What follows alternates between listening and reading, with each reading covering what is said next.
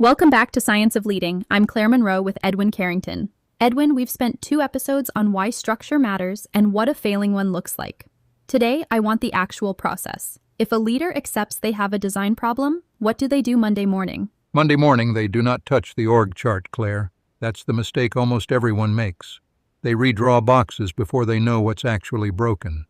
The process starts with facts, not a redesign. So step 1 is assessment. Step 1 is assessment, and it's specific. Where does work slow down, cycle time, backlog, rework? Where does quality drop, defects, customer complaints?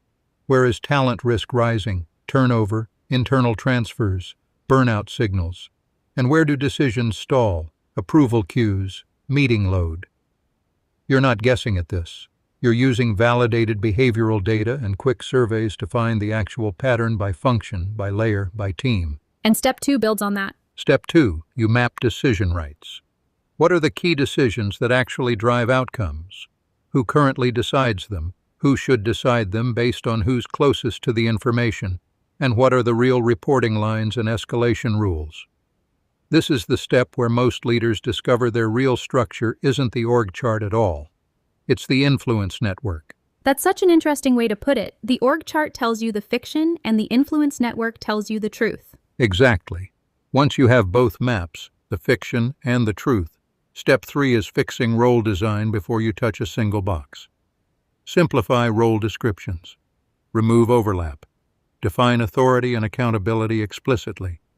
Set decision rules for the choices that come up again and again, so people aren't relitigating the same call every month. And that alone creates lift before anyone's even reorganized anything. Immediate lift, and it's nearly free compared to a reorg. Step 4 is where discipline matters most. Pilot the new design in one area. One department where the workflow is measurable, the leader is genuinely committed, and you can compare before and after with real numbers. You do not roll out a new design company-wide unless chaos is the goal. Deloitte's research on this actually backs up how rare the discipline is. They found plenty of leaders say redesign is a priority, but far fewer feel confident they can actually execute it well. That confidence gap is almost always a cadence gap. People try to do a bold one-time reorg instead of a disciplined pilot. Which brings us to step 5, collect the feedback, both kinds. Quant is KPI movement, cycle time, quality, engagement, and retention signals.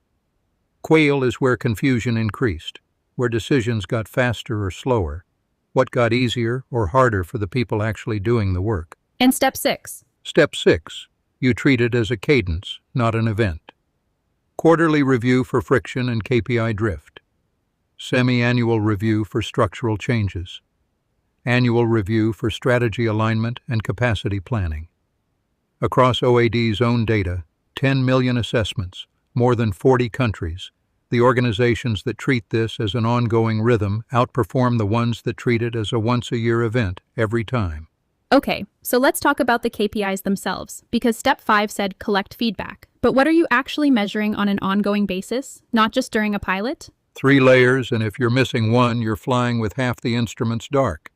Layer 1 is business outcomes, revenue growth or margin, customer satisfaction and retention, quality metrics like defects and escalations, and time to delivery. That's the layer everyone already tracks. And layer 2 is the one people skip. Layer 2 is the execution system itself. Decision cycle time for the decisions that actually matter. Handoff failure rate, rework, reopen tickets. Meeting load and approval queues. Time to fill and time to productivity for critical roles. This layer tells you why layer 1 is moving, not just that it moved.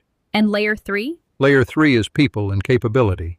Engagement, regrettable turnover, internal mobility and promotions, manager effectiveness signals like span health and coaching cadence. Gallup's meta-analysis is the reminder here.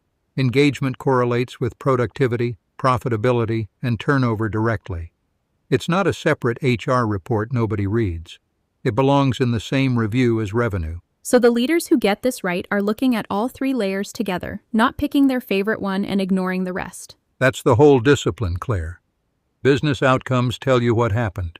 Execution indicators tell you why. People indicators tell you whether it's sustainable. Miss any one of the three and you're managing blind on that dimension.